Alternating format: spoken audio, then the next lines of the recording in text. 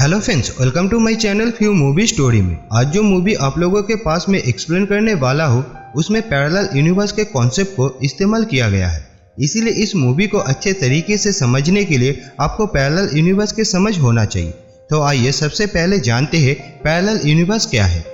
हम जहाँ पर रहते हैं उसे यूनिवर्स कहते हैं। इस यूनिवर्स वर्ड में यूनिक का मतलब होता है एक, यानी कि हम लोग हमेशा से ये मानकर चलते हैं कि इस सृष्टि में यूनिवर्स केवल एक है। पर मल्टी यूनिवर्स नाम के एक थ्योरी भी है जो हमें बताते हैं कि हमारे यूनिवर्स मात्र एक यूनिवर्स नहीं है। इस सृष्टि में हमारे यूनिवर्स के जैसे और भी कई सारे यूनिवर्स मौजूद है, जिसमें हमारे यूनिवर्स में मौजूद सभी चीजों का एग्जैक्ट कॉपी मौजूद है। उदाहरण के तौर पर अगर यूनिवर्स में पृथ्वी है तो दूसरे यूनिवर्स में भी बिल्कुल यही एक पृथ्वी होगी। अगर इस पृथ्वी में भारत नाम के एक देश है तो दूसरे यूनिवर्स में भी भारत देश होगा, और वो भी बिल्कुल उसी स्थान पर जहाँ ये हमारे पृथ्वी पर है। यानी कि हर एक ऐसी चीज जो हमारे यूनिवर्स में मौजूद है उसका एक परफेक्ट कॉपी दूसरे यूनिवर्स में भी मौजूद होगा, यहाँ तक कि आपका भी। कहने का मतलब ये है इस पृथ्वी पर मौजूद हर इंसान के भी एक परफेक्ट कॉपी दूसरे यूनिवर्स में मौजूद रहेगा, जिसका समय कल थोड़ा अलग हो सकते हैं। अब सवाल ये उठते हैं कि कितने सारे यूनिवर्स हो सकते हैं, जिसका जवाब है इन्फिनिटी, क्योंकि वो इस बात के ऊपर में डिपेंड करते हैं किसी घटना के होने के कितने चांसेस है। दरअसल आपके साथ में जो कुछ भी होने वाला था वो किसी न किसी यूनिवर्स में आपके साथ में निश्चित रूप से हो रही है। चलिए इसे एक साधारण उदाहरण से समझते हैं। जब आप स्कूल में थे तब आप एक क्रिकेटर बनना चाहते थे, फिर कुछ दिनों के बाद आप एक एस्ट्रोनॉट बनना चाहते हैं, पर इस समय आप एक इंजीनियर है। तो किसी न किसी यूनिवर्स में आपका एक कॉपी क्रिकेटर बन गया होगा, किसी दूसरे यूनिवर्स में आपका एक कॉपी एस्ट्रोनॉट बन गया होगा, और किसी दूसरे यूनिवर्स में कुछ और। कहने का मतलब ये है आपके साथ में पास्ट में जो भी कुछ हो सकता था या फ्यूचर में जो भी कुछ हो सकते हैं वो पहले या बाद में किसी न किसी दूसरे यूनिवर्स में हो रहा है। इन यूनिवर्स को ही पैरेलल यूनिवर्स कहते हैं। अब अगले सवाल ये उठते हैं कि पैरेलल यूनिवर्स होते कहाँ पर है। थ्योरी के अनुसार 4 अलग अलग जगह पर पैरेलल यूनिवर्स पाए जा सकते हैं। मैं इसके डिटेल्स में नहीं जाऊंगी, बस ये बात बताना चाहता हूँ कि एक थ्योरी के अनुसार पैरेलल यूनिवर्स आपके और हमारे बीच में ही रहते हैं, पर हमें दिखाई नहीं देते हैं क्योंकि वो अलग डायमेंशन में होते हैं। आमतौर पर एक पैरेलल यूनिवर्स दूसरे पैरेलल यूनिवर्स के साथ में इंटरेक्ट नहीं करते हैं, इसीलिए पैरेलल यूनिवर्स में रहने वाले हमारे कॉपी को एक दूसरे के बारे में कभी भी पता नहीं चलते हैं। आशा करता हूँ आप लोग पैरेलल यूनिवर्स को समझ चुके होंगे। तो चलिए जानते हैं अब इस मूवी के कहानी को, पर इससे पहले इस मूवी में रहने वाले कैरेक्टर को जान लेते हैं। सबसे पहले आते हैं एवा हैमिल्टन, उसके पति माइकल हैमिल्टन, जिसके बाद मीना जॉनसन जो दूसरे यूनिवर्स में रहते हैं, और जो दूसरे कैरेक्टर है वो है वॉलकॉप, गॉर्डन मंडी, लिंग टैंग, सिस्मिथ, जैसन क्विली, ये सभी साइंटिफिक इंजीनियर एस्ट्रोनॉट है। तो चलिए कहानी शुरू करते हैं। कहानी की शुरुआत होते हैं और हम देखते हैं एवा और उसकी पति माइकल अपने कार में गैस भरवाने के लिए गैस स्टेशन पर रुका हुआ है। उसी समय पूरे शहर में अंधेरा छा जाते हैं और हमें पता चलता है इस समय पूरा पृथ्वी एक एनर्जी क्राइसिस से गुजर रही है, यानी कि पृथ्वी पर एनर्जी बनाने की सोर्सेस खत्म होने के कगार पर है। अगर किसी नए एनर्जी सोर्स को नहीं ढूंढा गया तो जल्दी ही पूरे पृथ्वी हमेशा के लिए अंधकार में समा जाएगी। उसी समय एवा अपने पति को उस मिशन के बारे में बताते हैं जिसके लिए उसे चुना गया है। इस मिशन में एवा के साथ में कई दुनिया की साइंटिफिक इंजीनियर एस्ट्रोनॉट रहेगा, और इन सभी लोगों को स्पेस में मौजूद क्लोफील्ड स्पेस स्टेशन में जाना है। वहां पर जाकर सबसे पहले उन लोगों को शेपर्ड नाम के एक विशाल पार्टिकल एक्सेलेरेटर को तैयार करना है। उसके बाद उसे स्टार्ट करके स्टेबलाइज करना है, और अगर ऐसा हो गया तो ये अनलिमिटेड एनर्जी प्रोड्यूस करने लगेगा। कहने का मतलब ये है अगर वो लोग इसे करने में कामयाब हो जाते हैं तो पृथ्वी के पावर एनर्जी क्राइसिस का प्रॉब्लम हमेशा के लिए सॉल्व हो जाएगा, और एवा उस मिशन पर चली जाती है क्योंकि पूरे पृथ्वी की उम्मीद इसी मिशन पर टिका हुआ था। उसके बाद हम देखते हैं पूरे ग्रुप स्पेस में मौजूद कोलफील्ड स्पेस स्टेशन पर है। उन्होंने पार्टिकल एक्सेलेरेटर को बना लिया है, पर वो उसे स्टेबलाइज नहीं कर पा रहा था। वो बार बार पार्टिकल एक्सेलेरेटर को यानी शेपर्ड को स्टार्ट करते हैं और उसे स्टेबलाइज करने की कोशिश करते हैं। दरअसल वो लोग अपने अलग अलग कैलकुलेशन और डाटा के आधार पर शेपर्ड को स्टेबलाइज करने की कोशिश कर रहा था, पर हर बार कोई ना कोई दिक्कत आ रहा था, जिसके कारण उन लोगों के मिशन अभी भी इनकम्प्लीट ही रहते हैं। वो लोग पिछले 2-3 सालों से लगातार कोशिश कर रहा था, जिसके वजह से स्पेस स्टेशन की ईंधन भी खत्म होने के कगार पर है।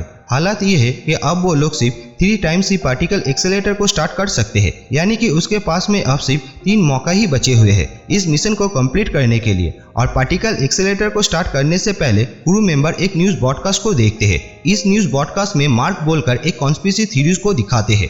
जिसने द कोलफील्ड पैराडॉक्स नाम के एक किताब भी लिखा है। वो इस किताब में इस मिशन से होने वाले खतरे के बारे में बताते हैं। वो बताते हैं ये पार्टिकल एक्सेलेरेटर इंसान के द्वारा अब तक के बनाए गए किसी भी पार्टिकल एक्सेलेरेटर से कम 1000 गुण ज्यादा शक्तिशाली है। इसीलिए स्पेस में मौजूद सभी क्रू मेंबर जब भी इसका टेस्ट करते हैं तो वो पूरे स्पेस टाइम और रियलिटी को ही एंटर करते हैं, जिसके वजह से अलग अलग डायमेंशन आपस में क्रैश करते हैं, जिससे इस बात का खतरा पैदा होता है कि दूसरे डायमेंशन या समय काल में रहने वाले जीव या कोई सभ्यता किसी दूसरे डायमेंशन या दूसरे समय काल में जाकर तबाही मचा सकते हैं। चलिए इसे एक उदाहरण से समझते हैं। मान लीजिए हमारे पृथ्वी अर्थ 1 है जिसमें हम इंसान रहते हैं, पर दूसरे पैरेलल यूनिवर्स में एक दूसरे पृथ्वी है जिसे हम अर्थ 2 कहते हैं। इसमें अभी भी डायनासोर का ही समयकाल चल रहा है। और एक तीसरे पैरेलल यूनिवर्स में एक तीसरी पृथ्वी है जिसे हम अर्थ 3 कहते हैं। यहाँ पर इंसान नहीं बल्कि एडवांस एलियंस रहते हैं। नॉर्मली ये तीनों पृथ्वी अपने अपने यूनिवर्स में अपने अपने जगह पर रहते हैं और कोई भी एक दूसरे के साथ में संपर्क में नहीं आते हैं। पर क्या होगा अगर डायमेंशन आपस में क्रैश कर जाए? इससे यही हो सकता है कि अर्थ 2 के कुछ डायनासोर या अर्थ 3 के एडवांस एलियंस हमारे अर्थ 1 पर आ जाए, या फिर ये भी हो सकता है दूसरे डायमेंशन में रहने वाले कोई ऐसे जीव हमारे पृथ्वी पर आ सकते हैं जिसके बारे में हम बिल्कुल भी नहीं जानते हैं। और ऐसा ही इस मूवी के कहानी पर देखने को मिलते हैं। चलिए आगे जानते हैं इस कहानी को। उस न्यूज़ ब्रॉडकास्ट को क्रू मेंबर सुनते जरूर है पर इम्पोर्टेंस नहीं देते हैं, और जब क्रू मेंबर दूसरे बार कोशिश करते हैं पार्टिकल एक्सेलेरेटर को स्टार्ट करके उसे स्टेबलाइज करने के, तो वो कामयाब हो जाते हैं। इससे सभी क्रू मेंबर बहुत ही खुश हो जाते हैं, पर कुछ देर के बाद ओवरलोड होने के वजह से वो डिस्टेबलाइज होकर बंद हो जाते हैं। इस दौरान कोलफील्ड स्टेशन को भी नुकसान पहुंचते हैं और क्रू मेंबर भी जीरो ग्रेविटी का एक्सपीरियंस करते हैं, क्योंकि क्लोफील्ड स्टेशन में कुछ दिक्कतें आ गए थे। पर क्लोफील्ड स्टेशन वापस से स्टेबल होते हैं और उसकी डिवाइस फिर से काम करने लगते हैं, जिसके बाद क्रू मेंबर देखते हैं कि पृथ्वी अपनी जगह पर नहीं है। पहले उन्हें लगता है सडन मूवमेंट के कारण से कोलफील्ड स्टेशन की डायरेक्शन घूम गया है, जिसके वजह से पृथ्वी अपनी जगह पर नजर नहीं आ रही है। पर जब वो लोग दूसरे डिवाइस और बाहर लगा हुआ अलग अलग कैमरा से देखते हैं तो उन लोगों को पता चलता है कि पृथ्वी सच में अपनी जगह पर नहीं है। इसे देखकर क्रू मेंबर को लगने लगा था कि उन्होंने पूरे पृथ्वी को ही गायब कर दिया है, क्योंकि उन लोगों को समझ में नहीं आते हैं कि असल में हुआ क्या है। और इसी समय स्टेशन में एक लड़की की रोने की आवाज़ आती है। जब वो लोग आवाज़ को फॉलो करके उस जगह पर आते हैं तो उन लोगों को पता चलता है कि ये आवाज़ उनकी स्टेशन की दीवारों के पीछे से आ रहा है। और जब वो लोग मेटेलिक दीवार को हटाते हैं तो उन्हें वहाँ पर एक जिंदा लड़की मिलती है, जिसके शरीर में बहुत सारे वायर घुसा हुआ रहते हैं, जिसे स्टेशन के कोई भी मेंबर नहीं पहचानते हैं। पर वो लड़की एवा को पहचान लेती है और उसका नाम लेकर बेहोश हो जाती है। सभी क्रू मेंबर के साथ में एवा भी ये सुनकर हैरान हो जाती है, क्योंकि एवा ना तो उस लड़की को कभी भी देखा था, ना ही उसके बारे में कभी भी सुना था। इसे देखकर सारे क्रू मेंबर के दिमाग में यही सवाल आ रहा था कि आखिर ये लड़की है कौन और स्टेशन की दीवारों के पीछे में कैसे पहुंच गए। और सबसे इम्पोर्टेंट सवाल ये है कि वो एवा को कैसे जानती है। दरअसल क्लोफील्ड स्टेशन और उनके क्रू मेंबर अभी जिस यूनिवर्स में है वो उनके अपने यूनिवर्स नहीं है। आप लोगों को याद होगा वो न्यूज़ जिसमें मार्क ने कहा था कि पार्टिकल एक्सेलेरेटर रियलिटी और टाइम को एंटर करते हैं, जिस वजह से डायमेंशन आपस में क्रैश होते हैं। मार्क ने जो कहा था यहाँ पर बिल्कुल वही हुआ है। जब क्रू मेंबर ने पार्टिकल एक्सेलेरेटर को फिर से स्टार्ट किया तब टाइम और रियलिटी एंटर हुआ और डायमेंशन आपस में क्रैश कर गए, जिसके कारण पूरे क्लोफील्ड स्टेशन एक दूसरे यूनिवर्स में पहुंच गए। मैंने पहले ही ये बताया था कि पैरेलल यूनिवर्स में हर चीज़ों का एक एग्जैक्ट कॉपी मौजूद रहते हैं, यानी कि जिस पैरेलल यूनिवर्स में क्रू मेंबर अब आ गया है उस यूनिवर्स में भी एक पृथ्वी है और इन सभी लोगों के एग्जैक्ट कॉपी इस पैरेलल यूनिवर्स में मौजूद पृथ्वी में रहते हैं। जिसके बाद हमें उस लड़की को दिखाए जाते हैं जिसका नाम है जॉनसन और वो इस पैरेलल यूनिवर्स में मौजूद पृथ्वी पर रहती है। कॉन्फ्यूज को दूर करने के लिए पहले वाले यूनिवर्स को यूनिवर्स ए मान लेते हैं और जिस यूनिवर्स में क्रू मेंबर अभी मौजूद है उस यूनिवर्स को बी मान लेते हैं और इसी तरह से पहले वाले अर्थ को ए और दूसरे वाले अर्थ को बी मान लेते हैं। जॉनसन अर्थ बी पर रहती है जहाँ पर एवा उसकी दोस्त है और अर्थ ए की तरह ही अर्थ बी पर भी पावर क्राइसिस प्रॉब्लम है और यहाँ पर भी क्लोफील्ड स्टेशन पर कुछ साइंटिस्ट को भेजा गया था पार्टिकल एक्सेलेरेटर को तैयार करने के लिए और इस मिशन पर एवा को नहीं बल्कि उसकी दोस्त जॉनसन को भेजा गया था। यानी कि यूनिवर्स बी में एवा अभी भी पृथ्वी पर अपनी फैमिली के साथ में ही मौजूद है।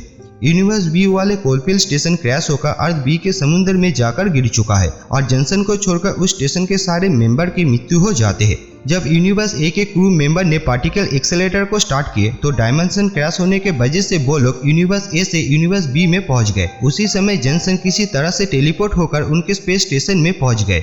यही कारण था कि जॉनसन कोलफील्ड स्टेशन की दीवारों के अंदर में मिले और जब जॉनसन आर्थ ए वाले एवा को देखे तो उसे लगा कि आर्थ बी वाले उसकी दोस्त एवा है। यही कारण था कि उसने एवा के नाम पुकारा था। अगला सवाल ये उठते हैं कि यूनिवर्स बी वाले कोलफील्ड स्टेशन क्यों क्रैश हुआ था और इस समय अर्थ बी पर हालात कैसे है। जॉनसन से हमें यह पता चलता है कोलफील्ड स्टेशन क्रैश सुमित के वजह से हुआ था। दरअसल यूनिवर्स बी वाले स्टेशन में वो एक फिजिशियन थे जो जर्मन गवर्नमेंट के लिए काम कर रहा था और शुरू से ही उसका मकसद था इस मिशन को बर्बाद करने का।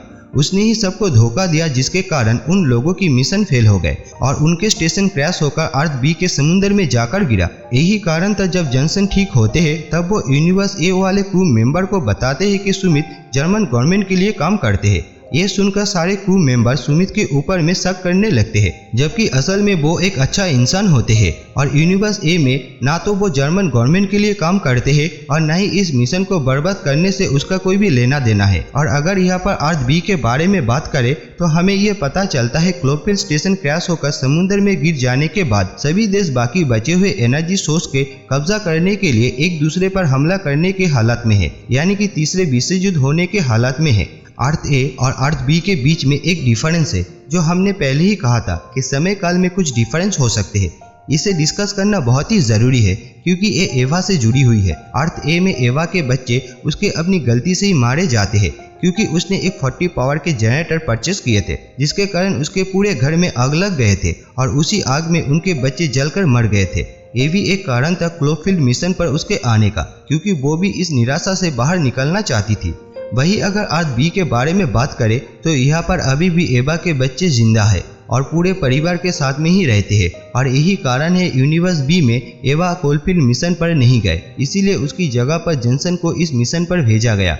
और इसी के साथ में इस मूवी में कुछ अजीब सा चीज़ होते हुए भी देखते हैं जिसका कोई भी साइंटिफिक एक्सप्लेनेशन नहीं है, पर फिर भी मैं इसे एक्सप्लेन करने की कोशिश करता हूँ। कोलफील्ड स्टेशन यूनिवर्स बी में आने के बाद हम देखते हैं वोल्कोव के शरीर के अंदर में जम्स आ गया है जिसके कारण उसकी मृत्यु भी हो जाती है। इसके बाद यहाँ पर ये सवाल उठते हैं उसके शरीर के अंदर में जम्स आया कहाँ से। इसका आंसर ये है कि वो जम्स पहले से ही मौजूद था कोलफील्ड स्टेशन में। दरअसल उन्हें क्रू मेंबर ही वहाँ पर लेकर आए थे कुछ एक्सपेरिमेंट करने के लिए और जब पार्टिकल एक्सेलरेटर स्टार्ट हुआ और कोलफील्ड स्टेशन दूसरे यूनिवर्स यानी कि यूनिवर्स बी में पहुंचा उसी समय वो जम्स भी टेलीपोर्ट होकर वोल्कोव के शरीर के अंदर में चले गए। ठीक उसी तरह से जिस तरह से जॉनसन अपने स्टेशन से टेलीपोर्ट होकर कोलफील्ड स्टेशन के दीवारों के अंदर में आ गए। और इसी के साथ में एक अनयूजुअल बिहेवियर हमें उस समय देखने को मिलते हैं जब हम देखते हैं कि कोलफील्ड स्टेशन की दीवार मंडी के हाथ को खींच लेते हैं पर उसे बिल्कुल भी दर्द नहीं होते हैं। बाद में वही हाथ एक सेपरेट आइडेंटिटी की तरह बिहेवियर करते हैं और पूरे क्रू मेंबर को ये लिखकर बताते हैं कि उनके खोए गए गॉरोस्कोप वोल्कोव के पेट के अंदर में है, जिसके बाद वो लोग उसके पेट के अंदर से उसे बाहर निकालते हैं और उसके मदद से उन लोगों को अर्थ बी के बारे में पता चलता है और वो उसे देख भी पाते हैं और साथ में यहाँ पर चलने वाले न्यूज़ को भी एक्सेस कर पाते हैं। और उसी न्यूज़ को सुनकर उन लोगों को पता चलता है कि वो लोग जो पृथ्वी को देख रहा है वो उनके पृथ्वी नहीं है बल्कि दूसरा पृथ्वी है जिसका टाइम अलग है। हम लोगों को इस बात का कोई भी एक्सप्लेनेशन नहीं मिलते है कि वो हाथ कैसे काम कर रहा था। मे भी इसका कारण यह था कि पार्टिकल एक्सेलरेटर पूरे रियलिटी और टाइम को ही क्रैश कर दिया था जिसके कारण यूनिवर्स फिर से सब कुछ सही करने की कोशिश कर रहा था। शायद ये कारण है कि मूवी में हम लोग आगे भी कुछ क्रू मेंबर को अजीबोगरीब तरीके से मरते हुए देखते हैं जिसका कोई भी पॉसिबल एक्सप्लेनेशन नजर नहीं आते हैं। और जैसे ही सारे क्रू मेंबर को ये पता चलता है कि वो दूसरे यूनिवर्स में है तो वो लोग ये समझ जाते हैं कि उन लोगों को अपने यूनिवर्स में वापस जाने के लिए पार्टिकल एक्सेलरेटर को एक बार फिर से स्टार्ट करना पड़ेगा। पर यहाँ पर परेशानी ये था कि यूनिवर्स ए से यूनिवर्स बी के आने के दौरान पार्टिकल एक्सेलरेटर में कुछ खराबी आ गए थे जिसके कारण वो स्टार्ट नहीं हो रहा था। काफ़ी कोशिश करने के बाद उन लोगों को पता चलता है पार्टिकल एक्सेलरेटर में कंडेंसर के कारण दिक्कतें आ रही है। जिसके बाद हम देखते हैं लिंकटन अजीबोगरीब तरीके से उसकी मृत्यु हो जाते हैं क्योंकि उसके कमरे में पानी भर जाते हैं, जिसके प्रेशर से स्टेशन की खिड़की के कांच टूट जाते हैं, जिस वजह से वो पानी बर्फ में बदल जाती है और उसकी मृत्यु हो जाती है। यहाँ पर भी ऐसा क्यों हुआ इसका कारण नजर नहीं आते हैं। इसके सिवा कि यूनिवर्स फिर से सब कुछ पहले जैसा करने की कोशिश कर रहा है। एनीवे क्रू मेंबर ये पता लगा लेते हैं कि पार्टिकल एक्सेलेरेटर में दिक्कत क्या आ रहा था और वो उसे ठीक करके ये फैसला करते हैं कि यूनिवर्स बी से जाने से पहले वो सेपर्ट पार्टिकल एक्सेलेरेटर के फॉर्मूला जॉनसन को दे देगा, जिसके वजह से उसकी पृथ्वी बच जाएगी। पर जॉनसन के कुछ अलग ही प्लान रहती है। उसका ये मानना था अगर फॉर्मूला मिल भी गए तो एक बार फिर से सब कुछ बनाने में काफी समय लगेगा, इसलिए वो प्लान करते हैं कि वो एवा को छोड़कर स्टेशन के बाकी बचे हुए सभी क्रू मेंबर को मार देगा और साथ में क्लोफील्ड स्टेशन पर कब्जा कर लेगी, जिसके उसके पृथ्वी की एनर्जी क्राइसिस खत्म हो जाएगी और तीसरे विश्व युद्ध होने के पॉसिबिलिटी भी खत्म हो जाएगी जो शुरू होने की कगार पर थे। दूसरी तरफ यूनिवर्स ए में एवा के अपनी गलती के वजह से उनके बच्चे की जान गई थी, इसलिए जब वो यूनिवर्स बी में अपने बच्चे को वापस जिंदा देखती है तब वो खुद को संभाल नहीं पाती है और वो डिसाइड करते हैं कि वो अर्थ बी पर ही रह जाएगी क्योंकि वो यहाँ पर अपने बच्चों के साथ में रह पाएगी। पर वो भूल जाती है कि उसके एक कॉपी यानी कि दूसरे एवा पहले से ही पृथ्वी पर मौजूद है, पर वो फिर भी अर्थ बी पर जाने के लिए कैप्सूल में बैठ जाती है। इसके बाद कहानी एकदम आसान है। जॉनसन बाकी बचे हुए क्रू मेंबर को मारने जाती है और वो जाकर जैसन किली को मार डालते हैं, जिसके बाद वो सुमित को मारने जाते हैं, पर एवा उसे ये करते हुए देख लेते हैं, इसलिए वो वापस आकर जॉनसन को मार डालती है। जिसके बाद वो अपने यूनिवर्स में वापस जाने से पहले अर्थ बी पर अनलिमिटेड एनर्जी बनाने के फॉर्मूला भेज देती है। दरअसल वो चाहती है कि अर्थ बी एनर्जी क्राइसिस के प्रॉब्लम से बाहर निकल जाए। साथ में अर्थ बी पर मौजूद अपनी कॉपी को एक मैसेज भेजते हैं जिसमें वो उसे 40 पावर जनरेटर से दूर रहने के लिए कहते हैं क्योंकि अर्थ ए पर उसी जनरेटर के वजह से उसके बच्चे के जान गए थे।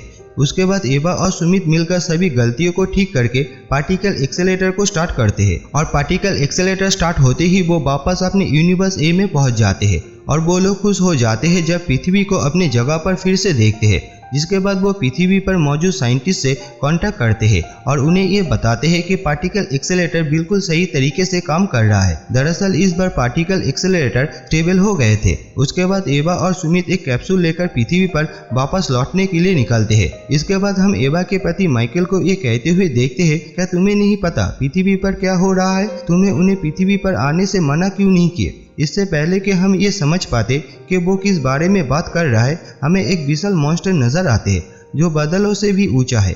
इस मॉन्स्टर को देखकर आप लोग ये सोच रहे होंगे ये मॉन्स्टर पृथ्वी पर कैसे आ गए। चलिए मैं फिर से एक बार समझाता हूँ। कहानी की शुरुआत में ही हमने आपको ये बताए थे कि जब डायमेंशन आपस में क्रैश करते हैं तो हमेशा से एक खतरा रह जाते हैं कि किसी दूसरे यूनिवर्स या किसी दूसरे समय काल से कोई प्राणी या कोई सभ्यता हमारे पृथ्वी पर आ सकते हैं। और यहाँ पर भी एग्जैक्ट वही हुआ है। जिस समय क्लोफील्ड स्टेशन यूनिवर्स ए से यूनिवर्स बी में गए और यूनिवर्स बी से वापस यूनिवर्स ए में आए, उसी समय कई सारे डायमेंशन आपस में क्रैश कर गए और ये मॉन्स्टर हमारे पृथ्वी पर आ गए और इसी के साथ में इस कहानी का अंत हो जाते हैं।